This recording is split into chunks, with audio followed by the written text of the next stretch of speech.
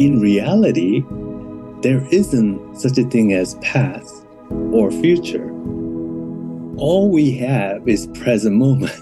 Whichever future moment that we imagine, it is always experienced in this present moment. So my whole journey was basically to come back to right here, right now, to discover that actually what I've been looking for has been right in front of me, always. Okay, this is really great. I'll be speaking soon with one of the most influential Zen monks in the world. He also studied at Harvard, Princeton, and Berkeley. He's got best-selling books on the topic of Zen and other things that are really helpful. I recently read his book, When Things Don't Go Your Way, and that book helped me so much. It felt like it was speaking to me. And I think if you're in a situation right now where you feel like life's not going your way, or things are not quite right, or you're just looking for some guidance, then this book will really help you. So I'll be speaking with Haemin about the topic of when things don't go your way.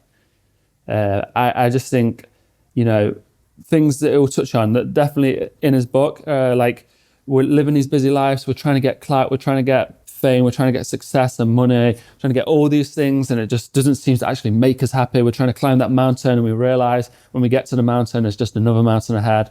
And, we never seem to be in that happy place that we've been trying to get to our whole lives.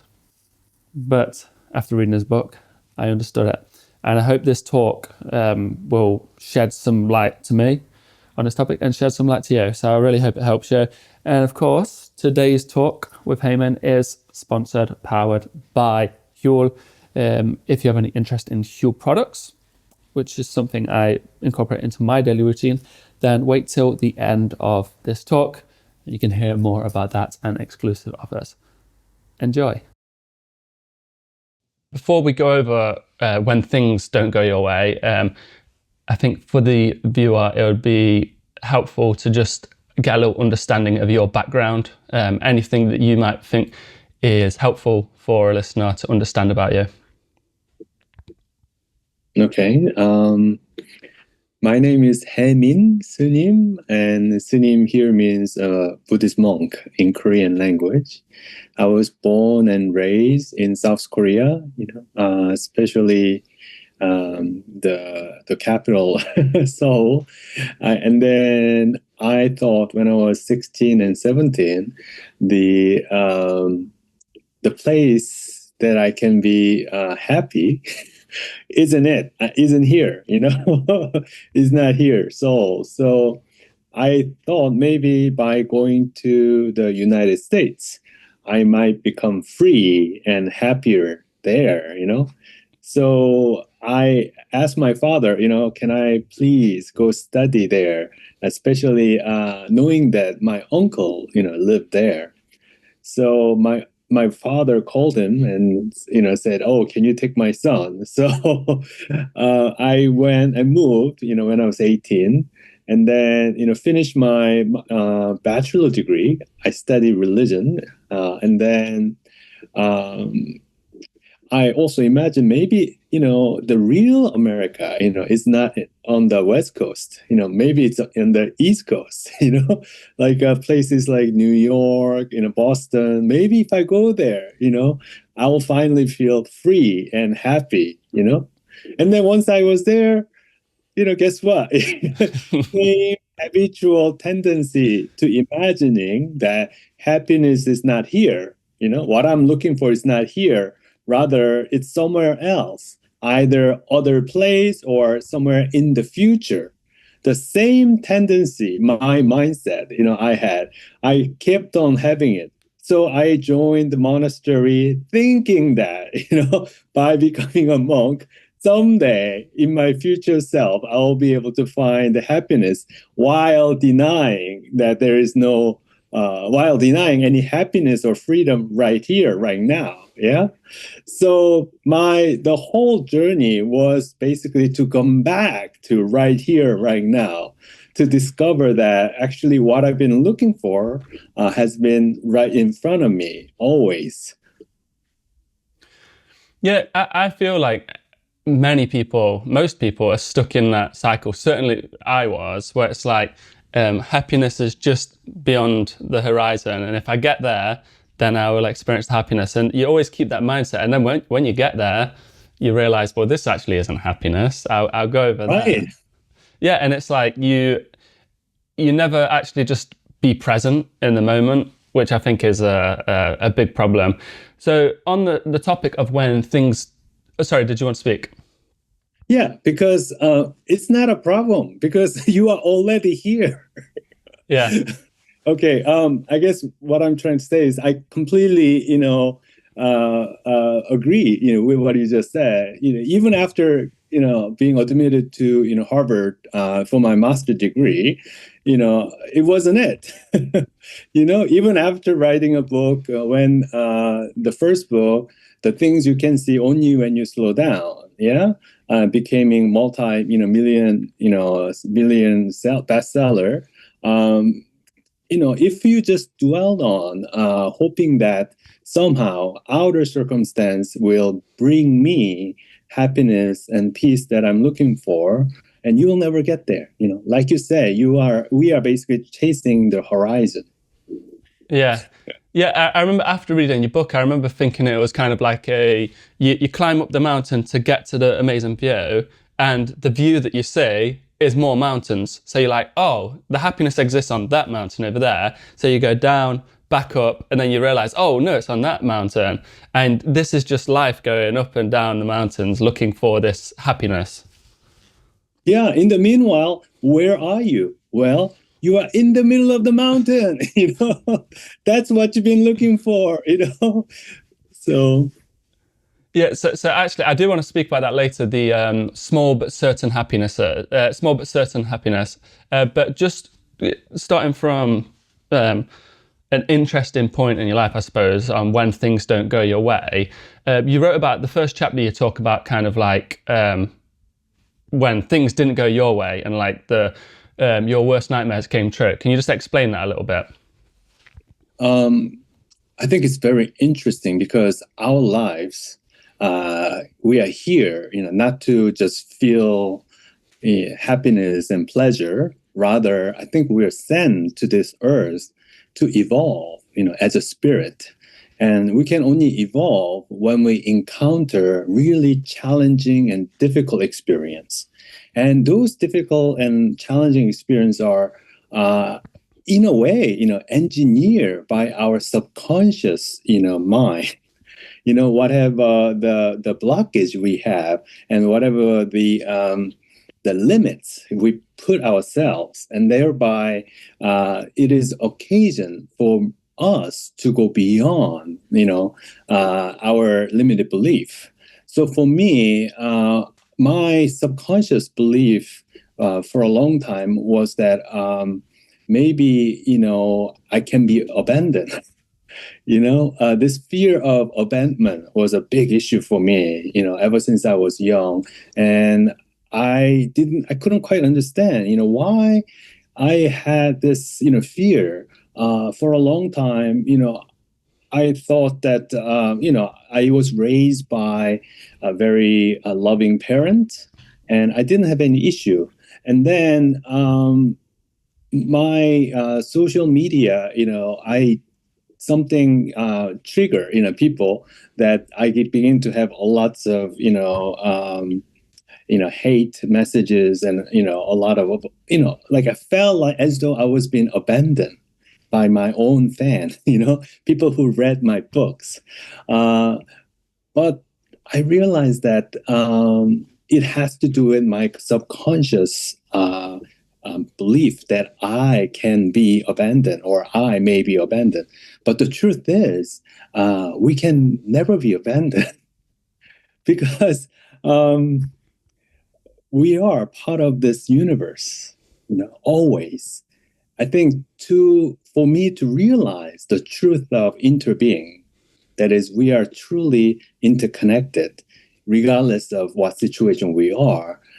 That's the reminder that I had to learn, through that very challenging experience. I think people can have a different type of limitation they put themselves. So I advise that, whoever really trigger you, whoever you don't like, a type of person you hate, then that becomes an opportunity for you to go deep and to see, why am I bothered, by this particular type of people.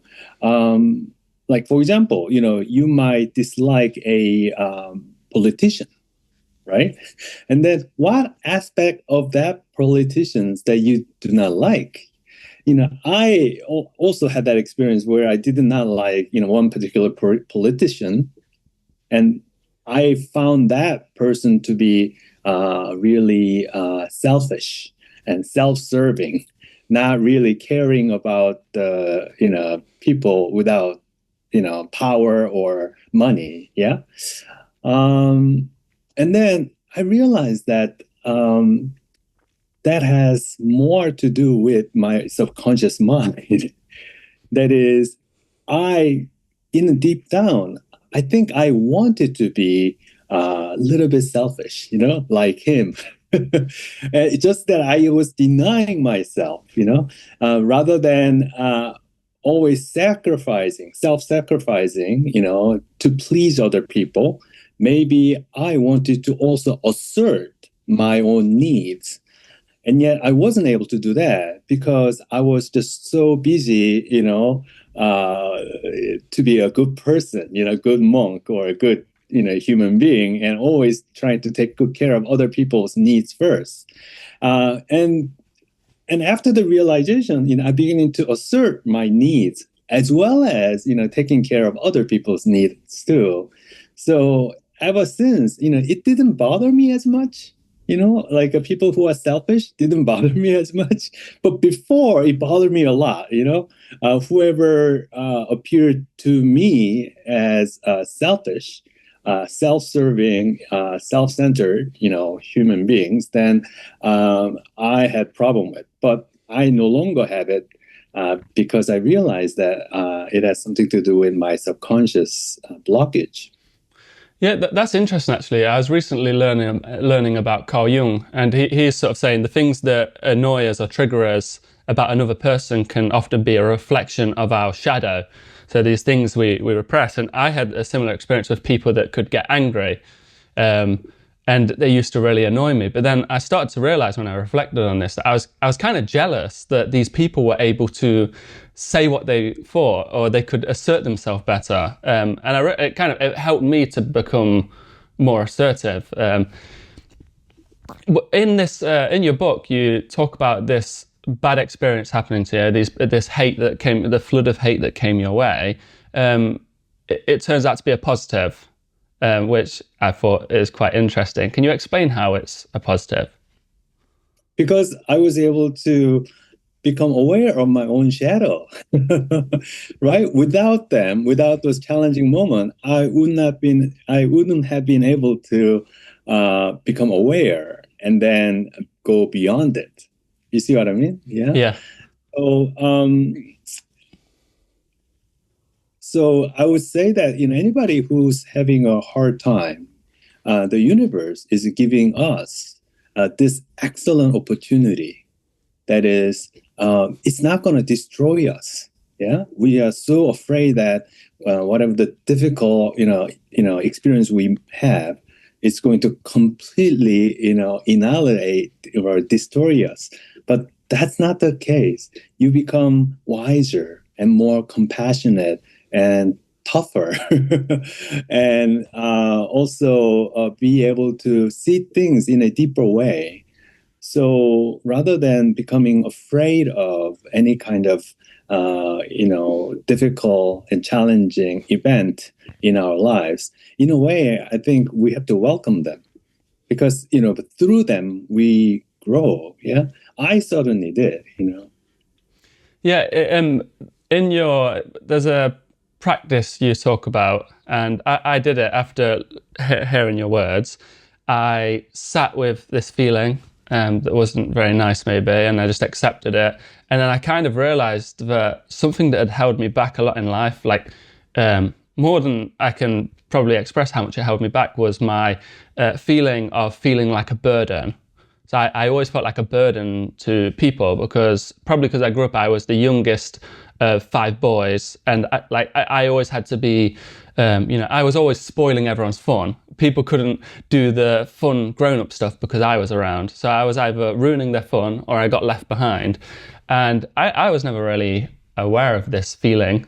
And after like sort of understanding this exercise that you talk about, I don't know, it felt like a weight got lifted off my shoulders. I realized that a lot of things that hold me back, the reason I don't express myself too much or I don't stand up for myself or do the things I want to do is because I always felt like these things were a burden to everyone. Like somewhere deep within me, I had this feeling. So that was a very helpful, it's very helpful, something I learned from you. Right, right. It's not, you are not burdensome, right? Um, like, do you think that deep down that you cannot, or you are not allowed to express your needs, like feeling that you are not as valued, you are not as important. Um, yeah, I was in Indonesia uh, just 3 days ago, and I was lining up and to have like a coffee, and there was a line, and then one gentleman behind me, instead of waiting behind me, actually he went around and went up to the counter and spoke Indonesian, and lo and behold, they serve him first instead of giving us the coffee, people who are waiting in line. And I was a little bit distressed and a little bit triggered. And I could not understand, why am I so bothered? Because it's not as though I didn't have time. I had plenty of free time. Why couldn't I be gracious? Giving him maybe 2 minutes of my time.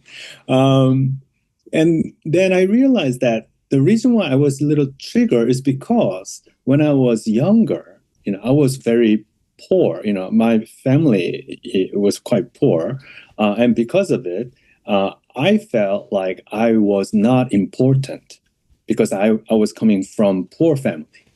You see what I mean? So his behavior, seems to confirm my another shadow. That is, I am not important, right? He just confirmed that I am not important. And that's why I was so bothered. Yeah. But the thing is, I pause and then I ask myself, Haemin, are you not important?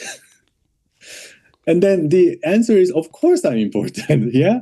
Of course I'm worthy just as much everybody else, everybody else in front of me, they are all, every single one of them is important and worthy. It's simply not true. Yeah. So as soon as I recognize the falsehood, my own subconscious, belief, I became relaxed. My shoulder dropped. I could, breathe more deeply, and then let him have the coffee. Maybe, he's hurry. I mean, he needs to go somewhere right now, right? So, yeah. Yeah, I like that. So if we was talking about when things don't go your way, I feel I actually think the book you wrote is really important in today because I think a lot of people feel like life's not going their way and things are just getting worse, and people are struggling with the simple things in life, which I think just sort of get worse and worse. It creates more and more problems when it's all stacked upon. Um, if someone was going through a hard time and things aren't going their way, what would be the starting point or the foundation that they can right now, after they've listened to you, where they can go, okay, I'm starting here to fix my life? Mm. Well, people who are having a difficult time, yeah, I feel a lot of compassion for them. Yeah, they are doing the best they can to manage the situations, and sometimes it can be, super overwhelming. And sometimes I feel like, you may feel like you're a loser. You're not up. You're not going to amount to anything. However, I want you to consider that maybe, while even before you're born into this world, uh, you decided, you as a spirit decided that, oh, I need to learn this particular lesson. Yeah. And then we are going to go to this very challenging environment called Earth. Yeah. Earth is not very easy place to live. But, once I go there and going through this very difficult experience that I'm having, and I will finally have my own lessons and being able to go beyond my own limitations. So rather than thinking that what is given to you right now is problematic and it is unacceptable and continue to resist, what if we say, oh, maybe all those things are happening for me, yeah, instead of happening to me, and maybe there is something that I need to learn. So whatever the challenging experience we are having, as long as we can find some lesson in it, that experience can become instantly meaningful, and we might even be able to embrace it. I think, one of the things that I really like, from your book, your book, I thought it was very much, what I was thinking, that seek not for events to happen as you wish, but rather wish for events to happen as they do, and your life will go smoothly. I thought this was such a wonderful idea. And that's exactly the teachings of Buddhism, too. So rather than expecting that things to be different, it has to go in my way, insisting to the world that this is the right way and how come it's not happening like the way I want it. I think we should maybe have more accepting, mindset. That is, maybe all those things are happening for me, not to me, right? And there is a lesson for me to learn. Yeah, I really like that. The idea from Stoicism that's it is very similar actually, is the concept of amor fati, which is to love your fate, which has helped me a lot to, whatever's happening to you, I sort of say, like, I love this. This is for me. And I will, as difficult as it is right now, I know I will grow from it. It's a lesson. It's teaching me something that's essential to my purpose or to my life. Is this concept you were just talking about of your spirit choosing this life, is that a teaching of Zen Buddhism? Well, not necessarily Zen Buddhism per se, but I think that's kind of my personal, feeling as I'm, roaming through this world and trying to navigate my life. Um, I think that what's bothering us isn't necessarily what's happening in front of us, rather our own perception of what's happening in front of us. You see the difference? Yeah, yeah. We imagine that it is the person, people, or the event, or the object or circumstance. Those are the things that causing me to feel this way, and thereby we instantly makes ourselves a victim. Yeah, yeah. Once we blame other people or the situations or the objects or whatever, then we are not taking any responsibility. Yeah, and they are the one who have to change. They are the one who is making me feel this miserably. Yeah. So I think for us, taking the power back, that is to recognize it's not necessarily the things or people or circumstance causing me to feel this way, rather my own interpretation of the event or the person or the thing causing me to feel this way. And oftentimes interpretation, it involves some forms of resistance as we are resisting to what is instead of accepting what is. And there is stress and there is suffering. So realizing, oh, it is not necessarily the outside, circumstance or people, but my internal interpretations of those events is causing me to feel this way. Yeah, realizing this truth, you all of a sudden you have power back, rather than giving away the power to them, hoping that they will change. We can change our perceptions from resistance to acceptance.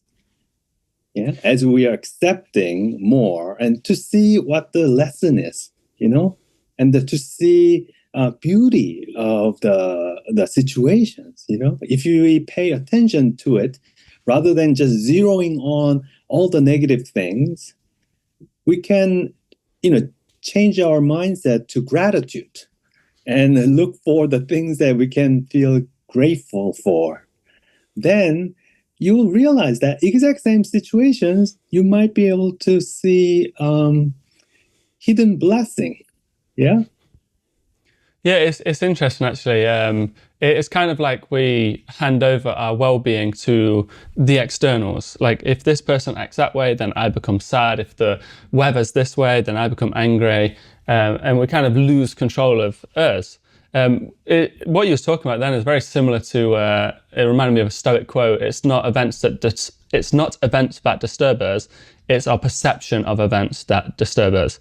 And it's interesting, you might say the rain is making me sad, but a farmer that needs the rain will be happy when it rains. So it's not the rain that makes me sad, it's me interpreting this rain as a bad thing that makes me sad. Which, yeah, it's like you said, it gives you control. And it reminds me, I'm not sure if you're aware of the dichotomy of control. It's the Stoic teaching. Have you heard about that? Mm-mm. Could you Okay, elaborate? yeah, it's this idea is Epictetus, who was a slave turned philosopher. He spoke of this. I'll quote him here. He said, "Some things are within our power, some things are not. Within our power are our opinion, our motivation, our desire, our aversion, and in a word, whatever is of our own doing. Not within our power, our health, wealth, reputation, office, and in a word, whatever is not of our own doing."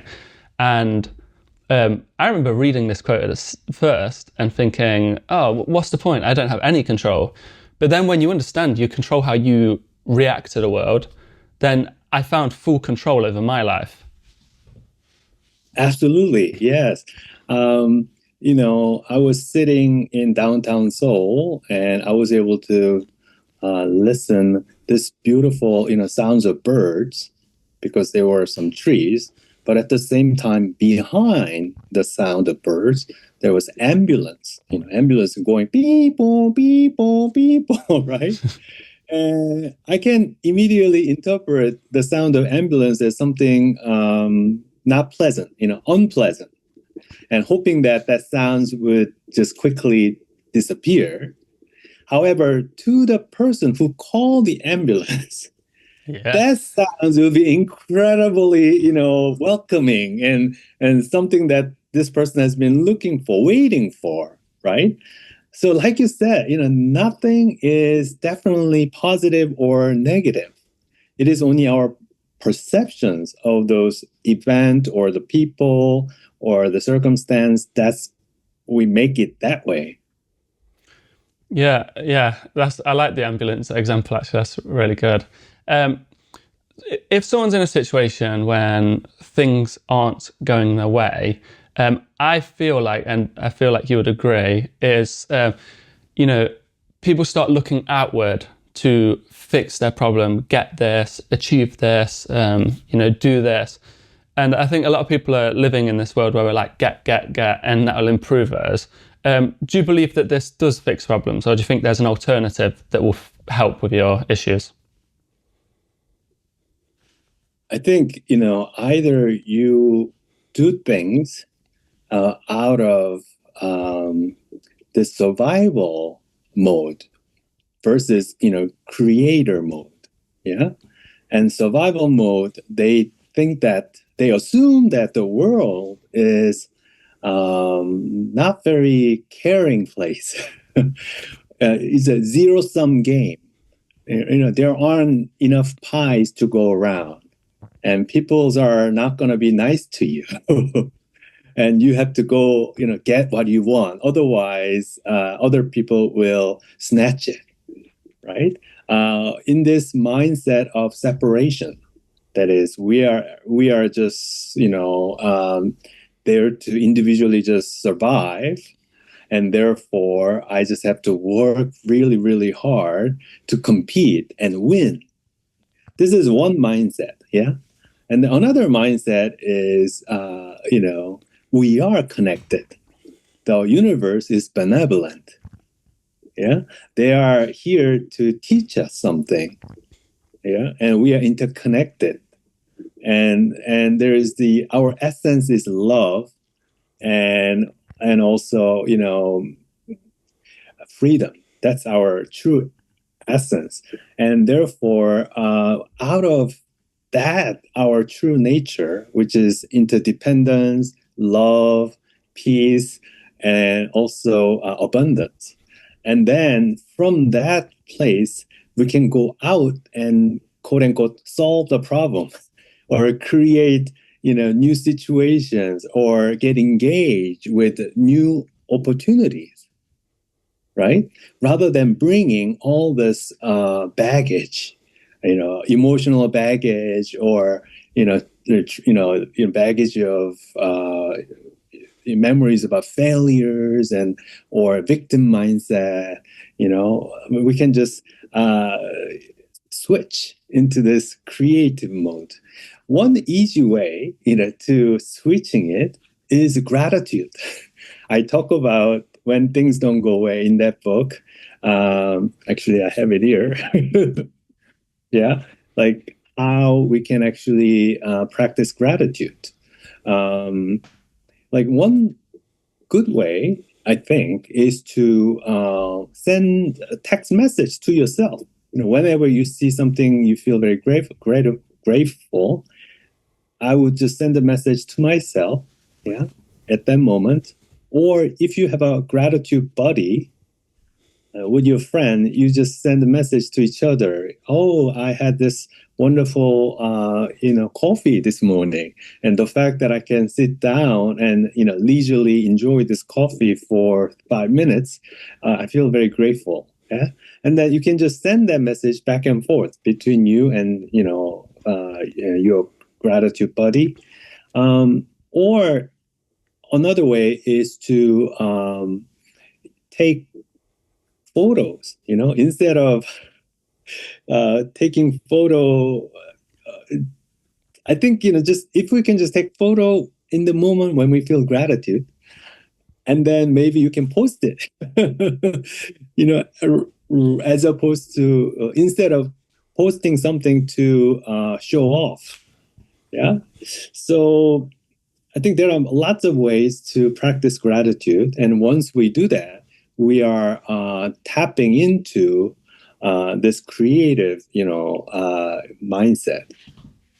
Yeah, I like that. With the photos, yeah, I feel like, yeah, social media has sort of just become showing off, and it's built on, a lot of it's built on jealousy. So we follow people that we're jealous of because we want to have what they have. But I like the idea of posting things you're grateful for, because then it's there to look at as well and to remind you. Gratitude actually, when I was younger, changed my life, because I had this negative self-talk that was always saying, your life is bad, you're hopeless, you're rubbish, you're weak, you're a loser. And then I started to practice this gratitude. And it was difficult at first because I was like, what do I have to be grateful for? But I had so much to be grateful for. And over time, my voice started to get more positive and started to see the good in the world. There's a quote I really like. It's ordinary to see the beauty in the beautiful, but it is beautiful to see the beauty in the ordinary. Hmm. So, people think you have to, I'm sure you wrote about this actually. So people think you have to go to the top of a mountain, see the beautiful view, and go, that's what I'm grateful for. But you can sit on your bus to work, which is what I often do. I sit on the bus and I look around and I'm like, I'm grateful for this. This is really, it's really nice. All these people on the bus living their own lives, and they're providing for their family. I've got the sun shining through the windows. The bus driver was very polite. I see the beauty in this, and I feel very grateful for this, and it has a very profound effect on my life.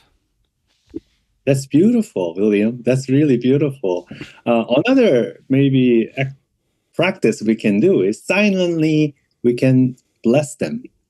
Yeah, I do that quite often. That is, while waiting for your boss or inside your boss or in the subway and tube, you can just bless people you see around them.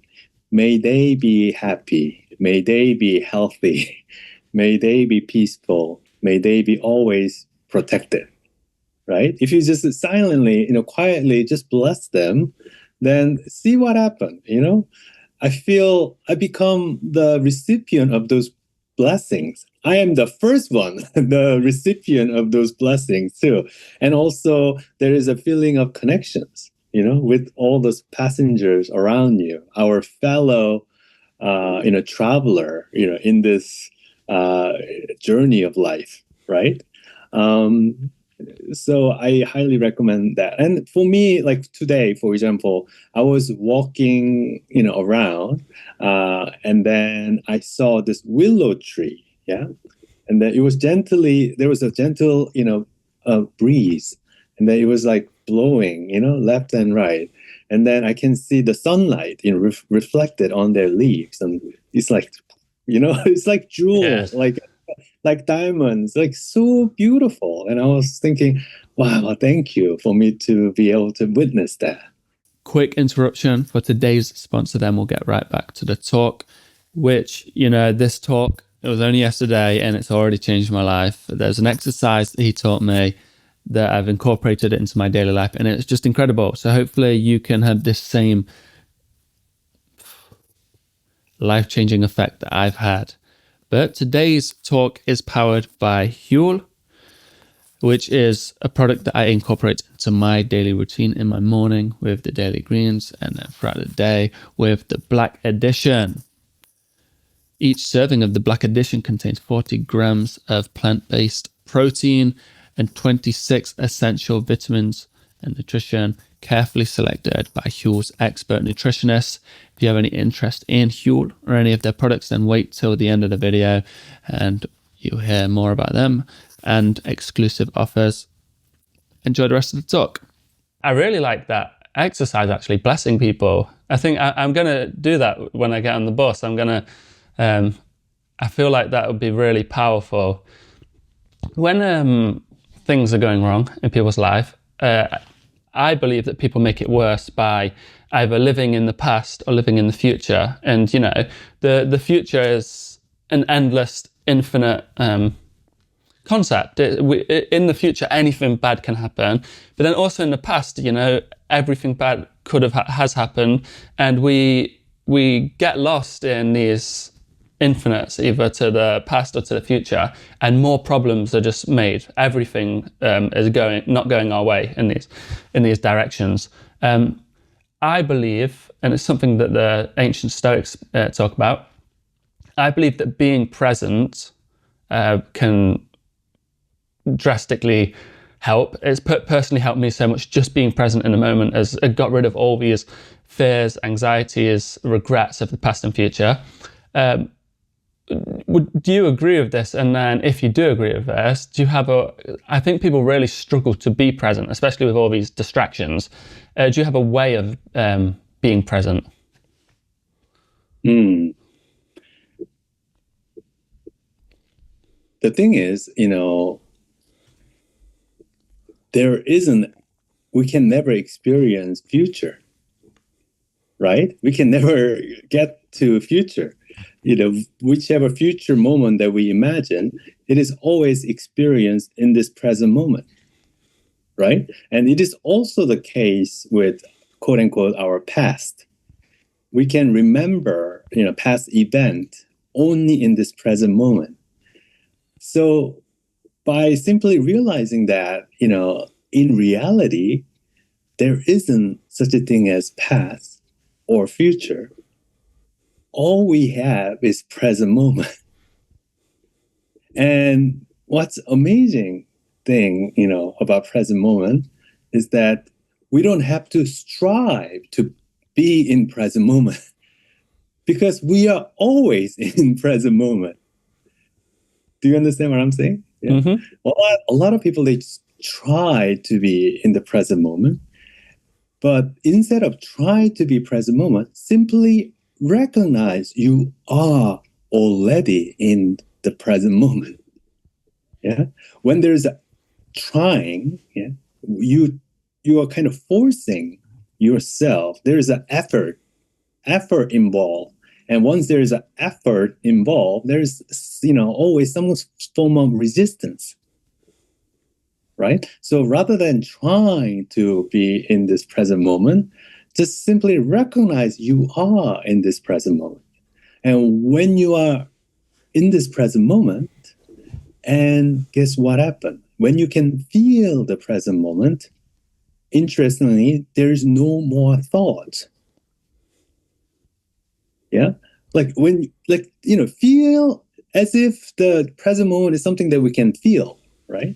Like, let's just feel the present moment, yeah, which is there's immediacy of this experience, and there is nothing you have to do because you are already in the present moment. You just have to just maybe stay quiet just for 1 second and feel the present moment, which is here right now.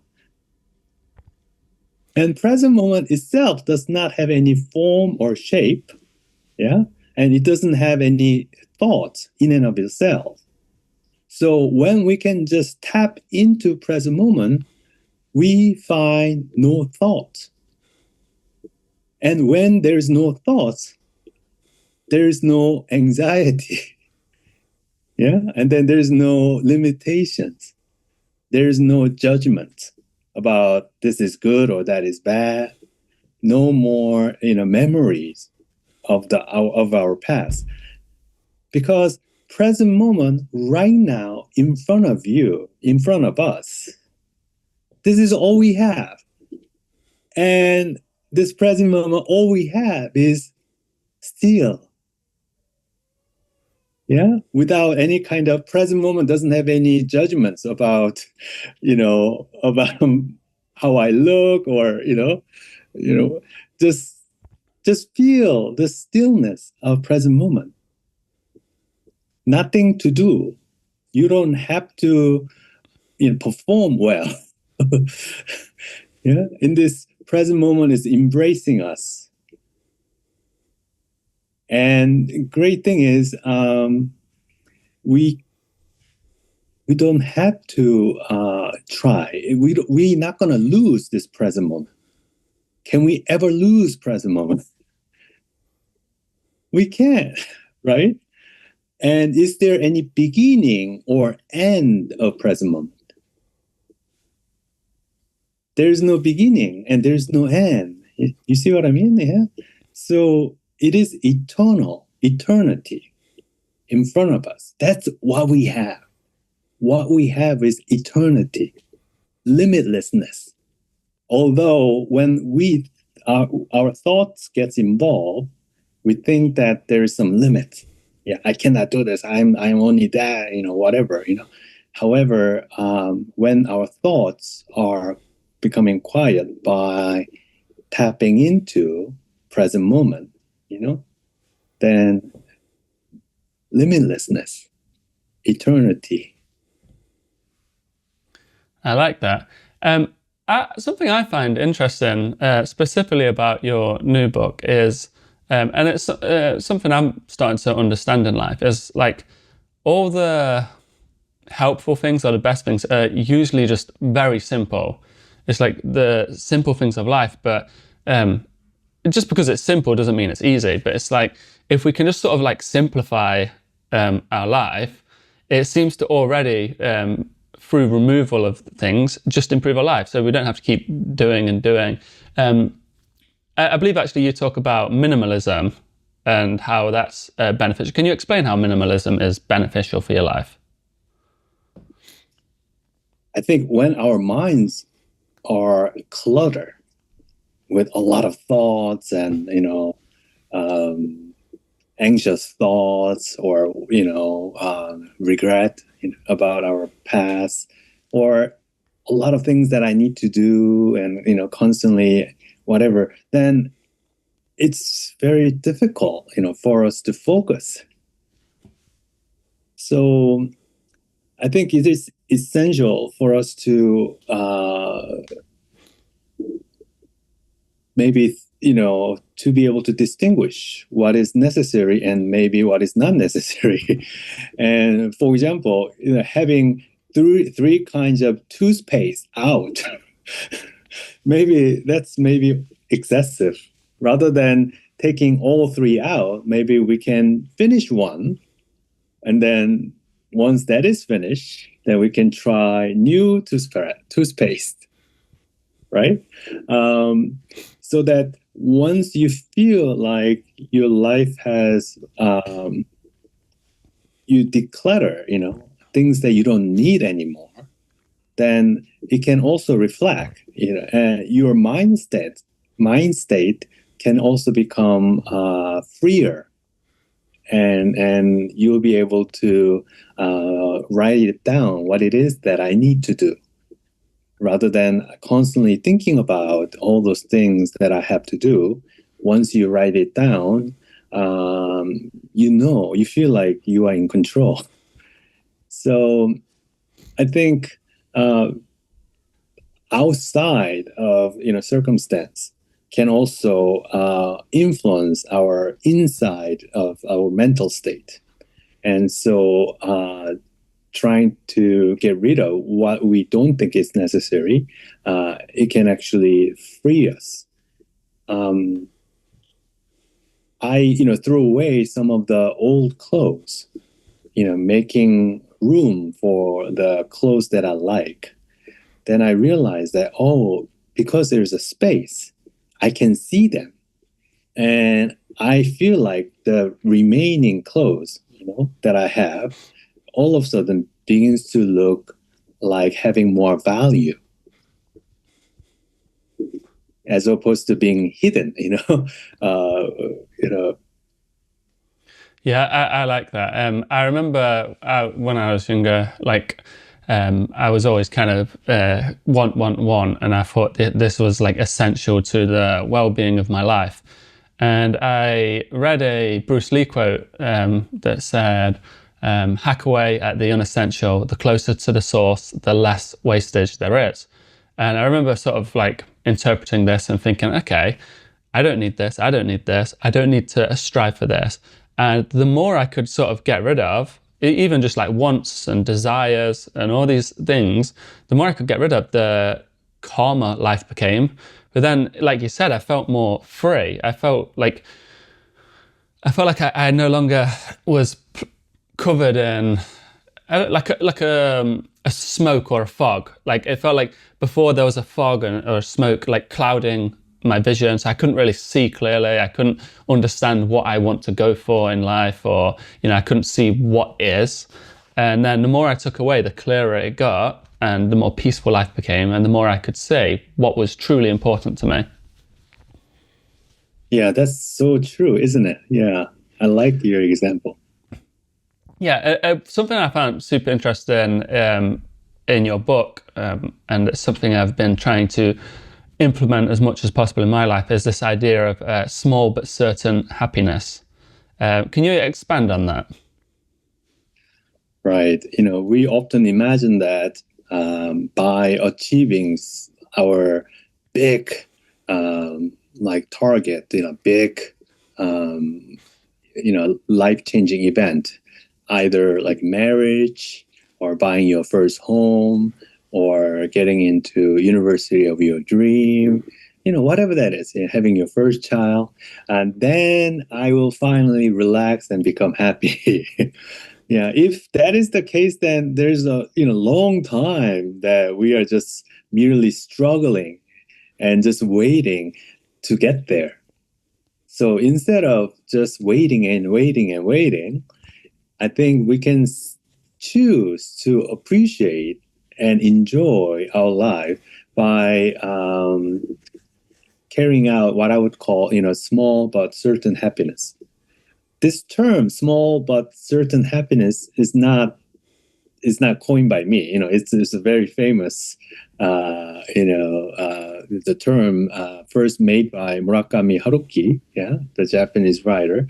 I think we can, like, for example, you can appreciate, in your just normal daily routine, and there is a moment that you can say, oh, it is very small, but this surely always makes me feel, happy and centered and relaxed. Then I think we can do it more often and appreciate it. So the key here is, appreciations of that moment. Whenever we can appreciate whatever that is, whether it's the coffee that you are drinking or tea in the UK you are drinking, or the smile of your child, in the morning, or the beautiful sunny weather, or whatever that is. If you can just pause and appreciate it, no matter how small it is, this becomes an occasion to become happy. Yeah, I love that because I think people delay the happiness in hopes of getting this thing and that will make them happy. And I've had in the past, when I was younger, not long ago, I'd delay my happiness and just be miserable because I'm like, when I get this, when I achieve this goal, I'll be happy. And, I was sad for a long time, then I achieved my goal. And for a day, I wasn't even happy. It was more like, I was like, oh, finally got it. And then the happiness dissipated. It was gone.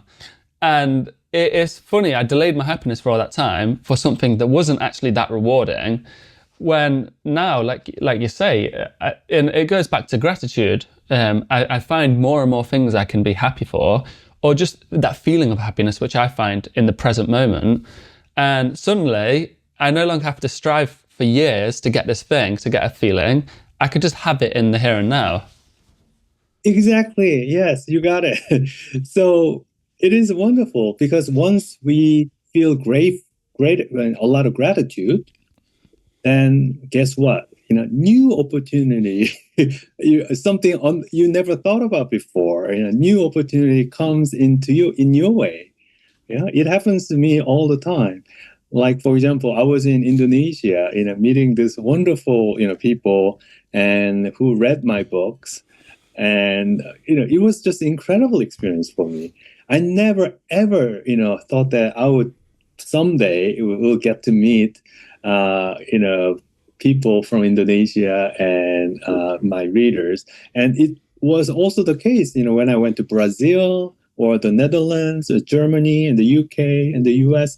It's very interesting if we can be open and stay grateful.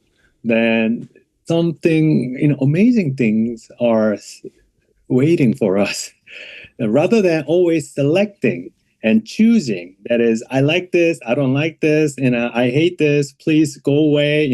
Always pushing things away and thereby limiting all this blessing.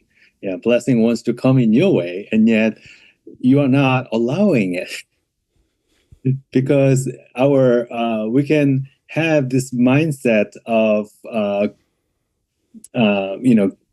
gratitude, which can attract another gratitude. But it is also the case when you are resentful and hateful or angry, then more event that's in the similar wavelength, vibrational, like a length, this similar event will keep coming back to you. You may think that world is horrible place, and that's why I am keep on experiencing it. However, you are forgetting that it is co-creation. That is, whatever the mindset we bring onto here and now, it's going to have a similar, world opening up in front of our eyes. That's really great, and it reminds me back to that principle I was talking about amor fati, the love of your fate, because like the Stoics say, you love what you have right now. You don't say I need this, I need to get rid of this, and I need to have this. You just love what you have now, and you welcome your fate into your life. And if you keep loving what is handed to you, then you'll love your life. And I think that's a really good mindset to have. There's another, maybe we can finish up on this actually, is because I'd like to hear your thoughts on this. There's a exercise or a principle that the Stoics follow, and I follow, and I know a lot of people follow this, but this idea of memento mori, which is to remember death or to remember that you are mortal, which is interesting. I was so scared of death my whole life, and I know most people are scared of death and they don't want to talk about death, they don't want to hear about death. But I've personally found this acceptance and this understanding of death to be one of the most helpful things in my life. Do you have any thoughts on this memento mori, this remembrance of death? Yes. Once we remember our own eventual death, then the time that we have right now, right here, becomes precious, right? You don't have to wait until, I don't know, like 10 years later, 20 years later, for you to be finally happy. Instead, I can have, whatever that I'm having right now, I assign meanings. I also learn from every step along the way. Then it's just incredible. Like, I yesterday, I every Tuesday night I go and work in a soup kitchen for homeless people. Yeah. And as I'm working there, I have really good relationship with all this volunteer, right? I feel very much connected, with them.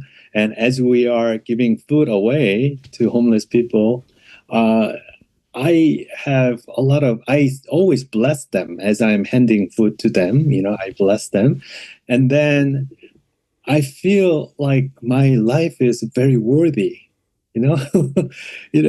I feel the opportunity to serve them. It is so.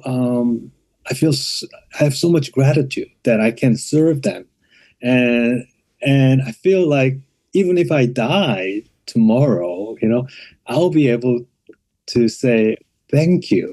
Thank you for this opportunity. And I don't think I will have a whole lot of resentment or regret. Instead, I would welcome, death, because we don't know, what store in front of us after our own death. People imagine it that something that we don't know, uncertainty, is something bad. But I don't know whether that is true. It can mean a great thing, wonderful opportunities, and while thinking about my life, how blessed I am, why I would assume that something different would happen. You see what I mean? Yeah. So by remembering our own mortality, it humbles us. Rather than just thinking about my own self-interest, I think we can also reach out and see this beautiful humanity and how we are interconnected and how serving others actually serving me. That was really lovely to hear, actually. I really like that. That's it. Feel like Well, I feel like I've learned a lot from you, but I'm definitely going to the idea of blessing people. I'm gonna after after we finish up here, I'm going to go about my life, and I'm going to incorporate that into my daily routine. Excellent. Yeah. I just know I'm already excited to go about my day doing that. So thank you for teaching me that. Whenever I see somebody who's in pain, or maybe uh, they cannot walk properly, or um, they appear to have some kind of illness, then I bless them. Not necessarily it's me that I'm blessing them. It's maybe if you have your own religion, it can be Christianity or Islam, Buddhism, Judaism, whatever that religion. You can ask, the ultimate, the Buddha or the God, or Allah, and ask, them to bless the person. Yeah. So so I bless them. I pray. I guess it's kind of prayer in a way. Then, hoping they will get healed quickly. Yeah. So it's amazing. Okay, this was a really great talk with Haemin, and I really learned a lot. He's such a nice guy, and off camera he was so nice, really just friendly, and you can feel, this idea of blessing people. You can feel that when you're speaking to him. It's like he's coming from a place of love, and this is very similar to the Stoics, which many people don't know. Is Marcus Aurelius talks about people, and he says we should treat people not just as a friend or a brother or sister, but even to the extent as an extension of oneself. So they're that close to you, they're that intertwined with your life, and that's how we all are. We're all woven in this fabric that was meshed together by the gods. So that was interesting to speak about these topics of Haemin, the topics of Zen that I feel are so closely related to Stoicism, and they're very helpful topics. So I really do recommend reading his book, or his books, in fact. But his new book is really great, and it just looks nice. It's a pleasant experience reading it. I can't quite explain it. It just looks nice and feels nice. So when you're reading it, it feels like you're part of this little journey. You can read it relatively quick. So, those people that don't like to read too much, don't have the time, you've got the time there. I'll speak a bit more about this talk because it has had a big impact on me. But I just want a quick word about today's sponsor, Huel. Because today's talk was powered by Huel. And if you, like me and many other people around the world living busy lives who struggle to get in your daily nutrition, then Huel Black Edition will be a game changer for you. Most products that support daily nutrition are packed full of low quality ingredients, but not Huel Black Edition. Each serving delivers 40 grams of plant-based protein, along with 26 essential vitamins and minerals, all carefully selected by Huel's expert nutritionists. Huel Black Edition also supports energy, recovery, focus, digestion, and your immune system without the need for extra supplements or spending unnecessary time and money. I implement Huel into my daily life, but don't just take my word for it. People such as Idris Elba, Diary of a CEO's Stephen Bartlett, or Russ Cook, the first guy to run across the whole length of Africa, they all include Huel into their daily routine. So if you're ready to invest in your health, go to the link in the description for exclusive offers, such as signing up for their subscription service, which will get you 10% off all future orders. And if it's your first time ordering, you'll get a free shaker and t-shirt. I really do like Huel. I'm like a huge fan of the daily greens. I can't explain it. Even if they weren't super healthy and super good for you, which I know they are, I genuinely just like drinking it every morning. I don't know why. It just tastes really good, and it's a good part of my routine. Anyway, that's that from Huel. Check the link in the description. Now, this talk with Haemin, I was really excited for it, actually, because I'm a fan of his work, and I love Zen teachings. I really do. I think it's so closely related with Stoicism, so interwoven. And speaking to him confirmed a lot of these beliefs. It was like speaking to a Stoic. Many of the things he's talking about, I'm like, yep, that's Stoicism, that's Stoicism. And I'm starting, the more people I speak to, the more experts I speak to, I'm starting to understand all these truths of humanity, all these truths of life, of the universe. People understand them. They're fundamental truths. And, people from different parts of the world, different eras of the world, thousands of years ago, they just taught these things differently. They understood these things differently. And I think that's the same as Zen and Stoicism and Taoism and Confucianism and all these things. They're all teaching of these fundamental truths in different ways. And they teach other stuff, which is very interesting and cool. But this idea of blessing people comes from such a place of love. And I think it can really... I used to have this thing, which I called like extreme kindness, extreme acceptance. I don't really know. I used to be very nervous and very intimidated and timid by people walking the streets, especially, around rough areas where I live. Some people can be quite threatening and threaten to rob you or stab you, these kind of things. And I used to always have my head down since childhood. And I started to put my head up and thinking, every single one of these people that look at me in an aggressive manner, they could be having the worst day of their life. They could have lost a family member. They could be grieving. It could be awful. Or, matter of fact, they might be looking at me with kindness, but the way their face is, their demeanor, the way they've been brought up, they seem to carry themselves in an aggressive way. They might actually be very nice. And the world has always treated them as a reflection of how they look.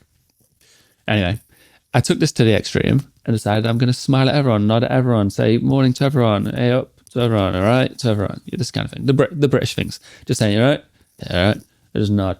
Anyway, I started doing this and I realized most of these people I was intimidated by are not intimidating at all. And, some of the people that seemed really intimidating that I'd see on my daily walks or whatever, my daily commute, or people that seemed threatening, or maybe even they actually, to me, said rude things or did rude things. Like British people stare you out. Some rough people stare you out. And when I was younger, I was really intimidated. And you say you're right to them, and then they're like, oh, morning. And it turns out some of these people are just really nice. And it's like, if you believe in karma or whatever, like it's come back to me and they've really helped me. And it's like these people that I thought were such a threat, and I carried on with this cycle of they look at me aggressively, I look at them, or look at the floor aggressively, or whatever. It just ended there with this extreme kindness. And Haemin's talking about this as blessing people, which I've started to incorporate into my life when I see these people. And I just want to bless them. When I see people struggling, when I see people going about their daily life, just bless them and wish the best for them. But it also cemented something in me, the idea of amor fati. The more I learn about life, the more it comes down to amor fati, the love of fate. It's so beautiful. It's this pure acceptance of what is. And it leaves no room for all the worry and regret and lack of. All these things, the loneliness, because you love what is, you have what is, the universe has gave it you and you love it. I don't know. The more I get into this, the more I think it's just incredible. But thank you for listening. And if you made it this far, well done. That's a long time to listen to two guys speak. And now he's listening to me speak, which I'm rambling on a little bit. But I hope it helps somewhere along the line. I hope it helps you. Thank you for listening. And I hope you have a wonderful day. If you're listening to this on Spotify, it's really helpful if you leave a review. And I haven't done this for a while, but if you're in America, my book there, The Everyday Stoic Simple Rules for a Good Life. That's what it looks like in America and Canada. Something interesting to know. But it is available in America. You can order it. You can get it in most bookstores, like Barnes & Noble, that kind of thing. In the UK, it looks slightly different, and that's available at most bookstores. Just type in The Everyday Stoic Simple Rules for a Good Life. And got some really exciting news for people in Brazil, Portugal, Romania, Bulgaria. I can't remember. I'll be posting all this on my my social media. I'll be posting about this on my Instagram and sharing more updates, because the translations are coming through now. They're being printed and being released in all these different countries, so you can finally read it in your native language, or maybe just your language you're learning. You learn language by reading a book. Anyway, thank you for listening and have a wonderful day.